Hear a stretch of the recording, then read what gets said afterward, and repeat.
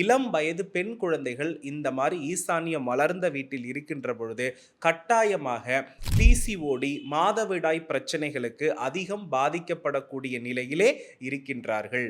அப்போ இதிலிருந்து நீங்க என்ன புரிஞ்சுக்கணும் அப்படின்னா, நீங்க ஈசானியத்தை வளர்த்து வைத்தால் பணவரவிலிருந்து, மன நிம்மதியிலிருந்து, தெய்வ அருளிலிருந்து கிடைக்கும்னு அப்படின்ற ஒரு விஷயத்திற்காக வடமேற்கு தான் இந்த தெய்வ அருளினுடைய முழுமையான வெற்றி பெறக்கூடிய தன்மையை தருது, மன நிம்மதியை தருது, பொருளாதார வெற்றியை தருது, கடன் எந்த அளவுக்கு விரைவில் வாங்கினாலும் அடைப்போம் அப்படின்ற விஷயத்தையும் இந்த வடமேற்கே உருவாக்கி கொடுக்கிறது.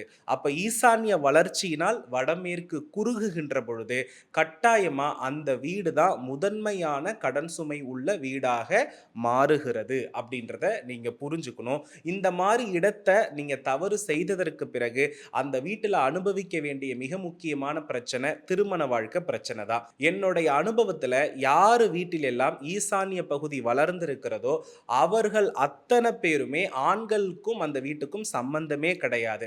அதே போல பெண்கள் தனித்தே வாழுகிறார்கள். அந்த வீட்டு ஆண்களோடு அவர்களுடைய மனநிலை ஒத்து போவதில்லை. கிட்டத்தட்ட பெண்களுடைய மனநிலையை அதிக தெய்வ அருள் தெய்வ பக்தியாக மாற்றி ஒரு சந்நியாச மனநிலைக்கு கொண்டு செல்லக்கூடிய அளவுக்கு இந்த ஈசான்ய வளர்ச்சி ஒரு வீட்டை என்ன பண்ணுதுன்னா அதிகமாக பாதிக்கிறது.